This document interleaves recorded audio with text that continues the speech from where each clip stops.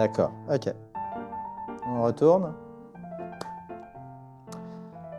Welcome to this interview. This is part of our new volume of Global Challenges, which is devoted to the future of higher education.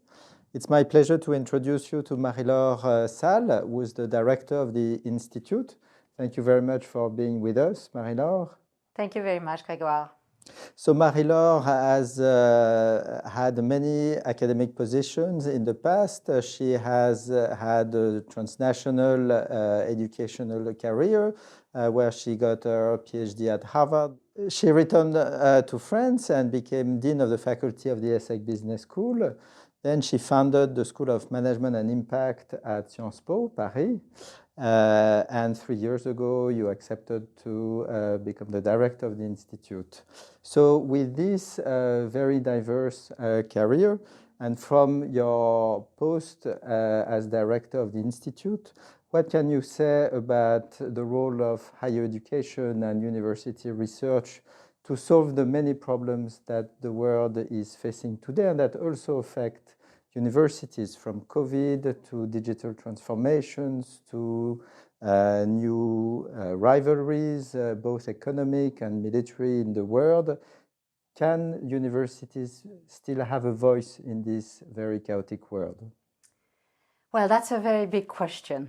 I guess the question should actually maybe be reformulated, because they have to, in a sense. They have to be part of a coalition of actors trying to solve those issues, because obviously they are not going to be able to solve the issues alone, but they certainly have to be part of the coalition of actors trying to face those challenges. So it's not so much can they, but how can they? I would like to get that that question. So, well, they have to do that along their three missions. First, the mission of education. And the mission of education, you know, when we look at the state of universities today and what they've been doing, particularly over the last 20, 30 years, maybe we've been forgetting a bit the deeper role of universities, which is actually to train, to form future citizens, citizens that are adapted to the particular challenges of a particular period. And today, we need to obviously keep producing people who will find jobs. That's very important. We owe that to our students. But we also maybe want to go back to the notion of the university as a citizenship production machine, in a sense. And the citizenship of today has to be a global one, because the challenges we're facing are global. They are not only national. So I think, yes, we have to reinvent the training of the citizens of the world. And for the 21st century, that's one of the directions we have to go. On our research, on the research that we do, we also have a responsibility. We obviously have the responsibility to keep doing what we do, producing excellent research, but, you know, building on science and generating scientific knowledge on issues that are very polarized very often. Most of the issues that you mentioned, you know, generate very polarized views. So we have to keep threading the scientific perspective on those issues. But we cannot be in our ivory tower and fully detached. We also have to find the mechanisms through which this knowledge that we produce has impact and has deep impact on the transformation of our world, which is a very urgent and necessary one. So this is, you know, reaffirming also the third mission of the university as an actor in society, for society, locally, but also globally, at all levels of action that we should be involved in all levels of actions. So it's very interesting that you already sketched this complementarity between local and global. But some critics of or analysts of the different trends that have characterized universities since the 70s have insisted on both a movement of massification at the national level in many countries that came, unfortunately, with some pauperization in the sense of these universities getting less public funding with the decrease of the welfare state, and at the same time, the formation of elite universities that compete at a global level and compete to produce what is called sometimes a commodity.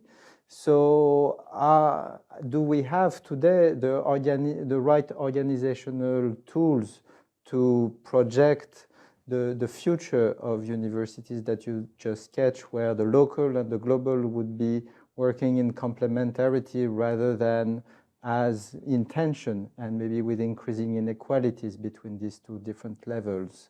And if we don't have the right tools, how can we change that situation? Yeah. So what you're describing is indeed a very important, I would say, see that as a double trend. First, there's the democratization trend, this notion that everybody should have access to universities, which in itself is relatively positive. I'm saying relatively because it has also its limits. We can come back to that, but a positive perspective. And the second trend is maybe a bit more problematic, and that's a trend that has affected actually all our societies, almost all our societies, which has been the privatization of nearly everything. And through this dimension of privatization, the commodification and marketization of nearly everything, including universities.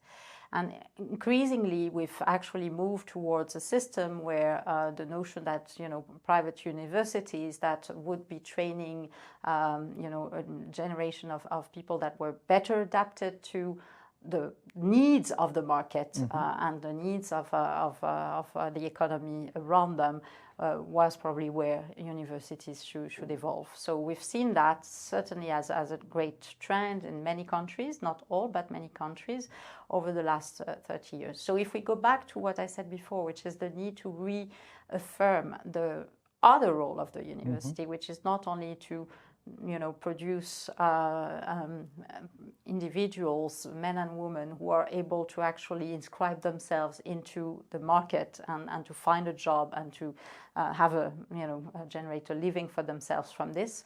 If we also reaffirm this notion of citizenship, producing citizens for the global challenges of today, then we have to go back to an understanding of education and higher education as global public good, as a public good in general. And for that, we need probably to reinvent the ways in which we fund education. And that implies actually maybe a rethinking of the priorities for nation states across the world in terms of where they put their investment, training the new generation of actors who are going to be not only able but responsible, have a sense of responsibility for facing the challenges of tomorrow, should be at the top priority of the investment of states and nation states. So we probably have to rethink the balance between investment of nation state into education, and particularly into higher education, and maybe other sides of the investment of states today. And compared to that vision, where do you think, what is your assessment of where we are today? Because you were speaking about the investments in education, which relates to, from the point of view of students, to the costs of education. And we've seen rising costs of education, for instance, in the UK and in the US as well, and in many other countries. So do you think that the world is taking that direction that you draw, or do you have a more pessimistic assessment? We are definitely not taking the right direction. This is quite clear. I think what I'm talking about is investing in peace and in the future of peace, and most of the investment we're doing those days is more an investment in war. So we are quite far from this. So this is something doesn't prevent us from calling for a profound realization that we are making the wrong investment, in the current system with respect to the future of our societies and of the urgent challenges that we have to face. And what do you think are the resources that new generations, the generations of students, have to change this direction? We see, for instance, at our institute, but in many other universities, the interest, for instance, for climate change, the study of the solutions and the origins of the problems coming from new generations. It's not new, but it has been maybe 10 years in the making, and maybe the university system with its disciplines and the skills of the professors was not completely adapted to the demand for that new expertise. Do you think the university system has the capacity to react to this expressed demand for tackling these new problems like peace or climate change that new generations bring to the fore? Or do you think that there are too many resistance in the way universities work according to traditional disciplinary accumulation of knowledge? What do you think are the levies and the obstacles? So I guess the same, a bit like for the first question, I think we don't have the choice. And we shouldn't think about it in those terms. By the way, we should see it as an opportunity, really, than as following the trend. I think we should actually be very proactive in that direction, knowing actually that our students are also pushing, and this combination of energies is what we need.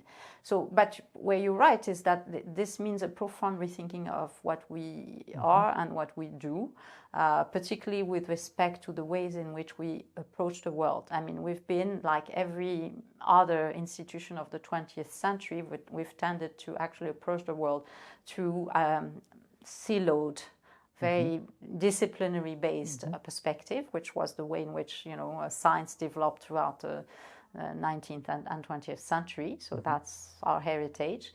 And today we are very, we have to realize, well, I think it's been that way forever, but now we have to realize, we cannot escape the realization that the world is actually a total social fact, in the sense that it's actually a multi-dimensional reality that we are facing, and the challenges we are facing have multi-dimensional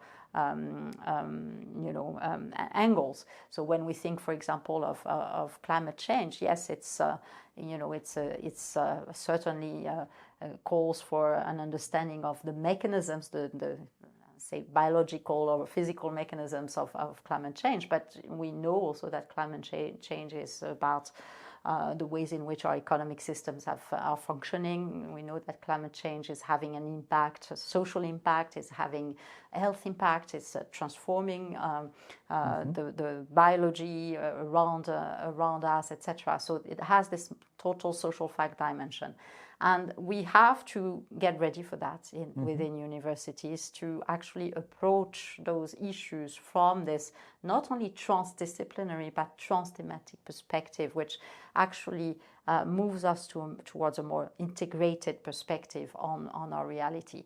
And this is not easy because, as you said, this is not how professors have been trained. This is not how we are training our own, PhD students. More and more, we have to move in that direction.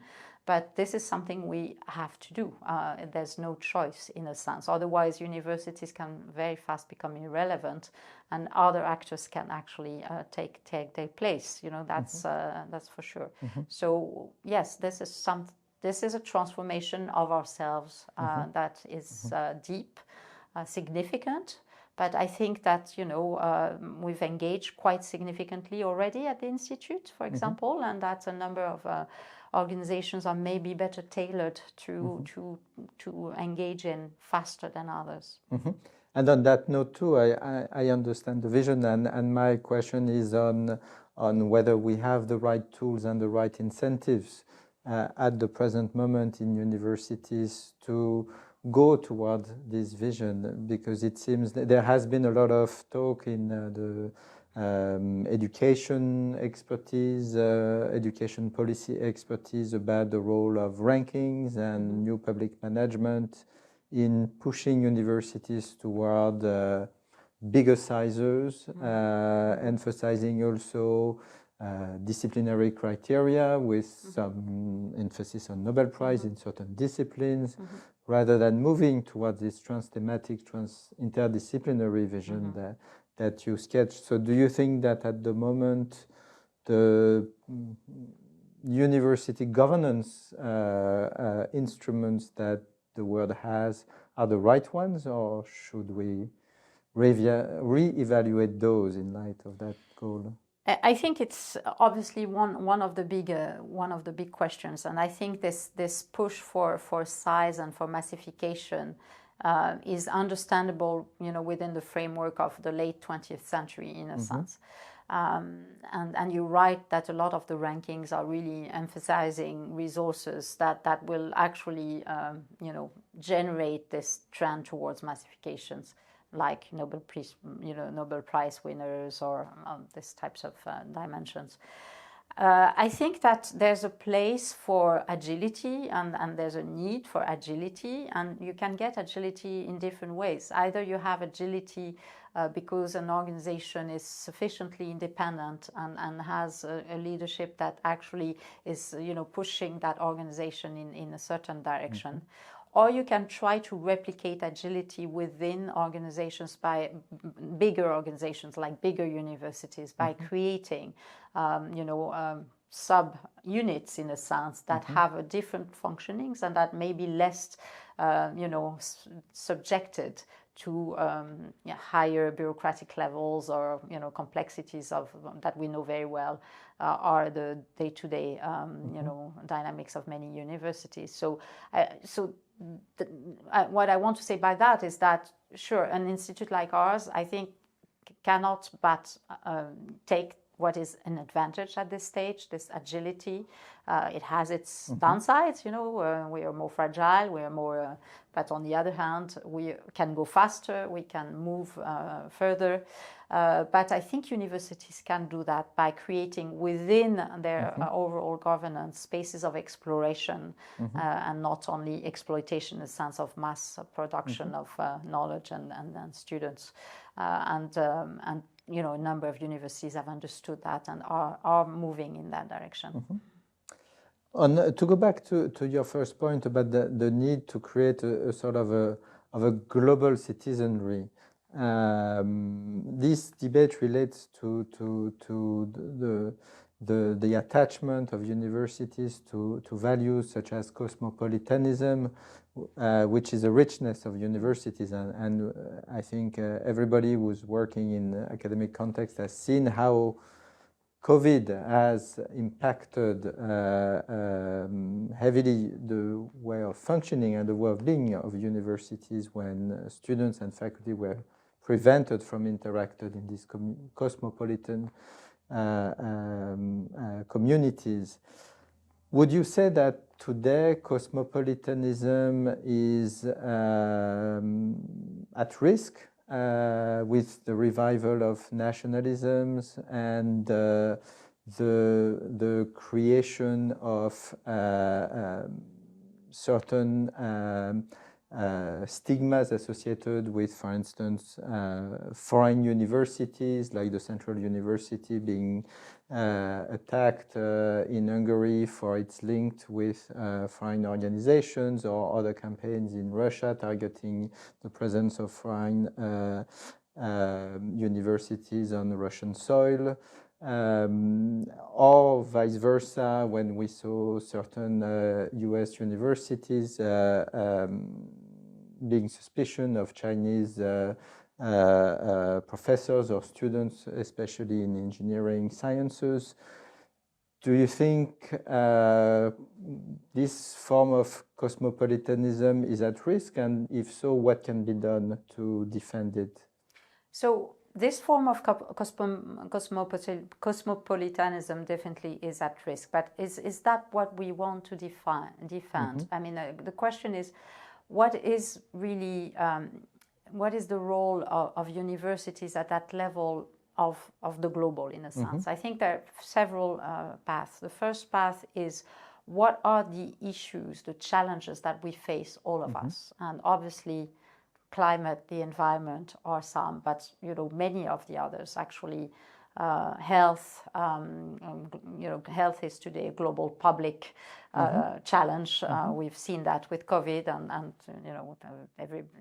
all specialists are saying that it's not a question of whether a new pandemic will happen, but when it will happen. So there are a number of those global challenges, almost all global challenges that we are, summarized by the SDGs are global in that sense and concern all humanity. So in that sense, we can and we should remain strong places of cosmopolitanism, understood in the way that we have common problems that we have to try to find solutions together for. So this is a first place where we still have this cosmopolitan role to play, we universities. Another one is in the importance of fighting polarization, and so being a place where we can learn to talk, to listen first before we talk, also to listen, to exchange, to have open debates that are sometimes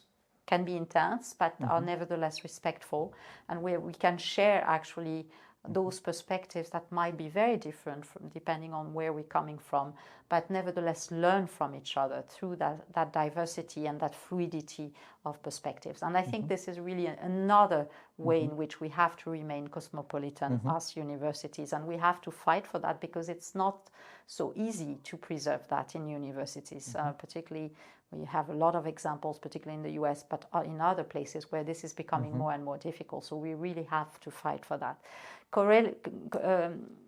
Connected to that is, and very similar to that, is the importance of science, in a sense, of the scientific perspective being another perspective from opinion, and having really a different role and nature.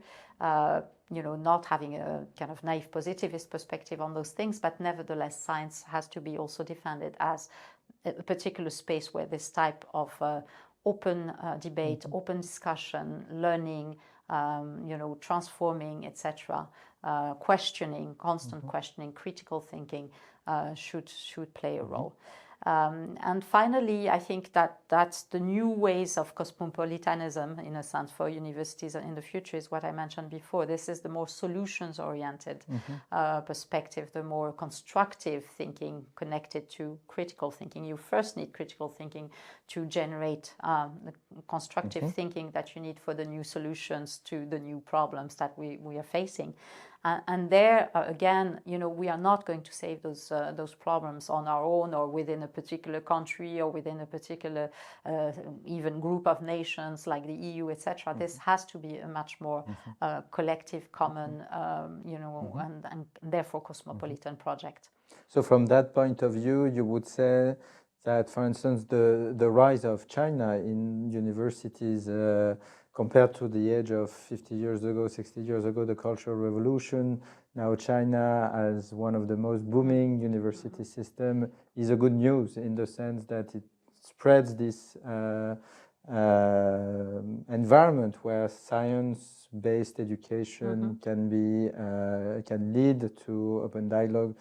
As long as we keep, obviously, the mechanisms that connect those systems, and as long as we don't move towards a regionalization of higher education, in the sense that we would all be functioning within frameworks or paradigms that are really regionally based. So we will have those differences, obviously, and this is some place where we are moving, but we have to create the bridges and the connections, so that we can indeed create those dialogues at the intersections between and in the Global South, where do you think are the main challenges for other regions? We spoke a bit about China, but other regions in Latin America or in Africa, do you see other university system developing fast, maybe not as fast as China?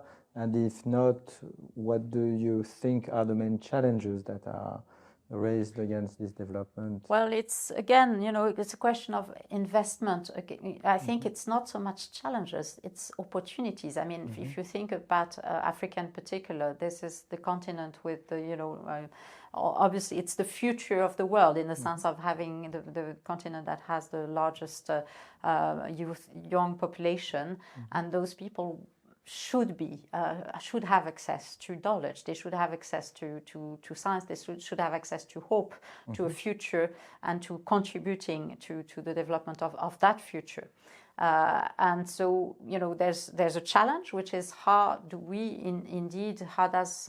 how do countries themselves in Africa, you know, see the importance of developing higher education systems for their own citizens. So that's really a first dimension.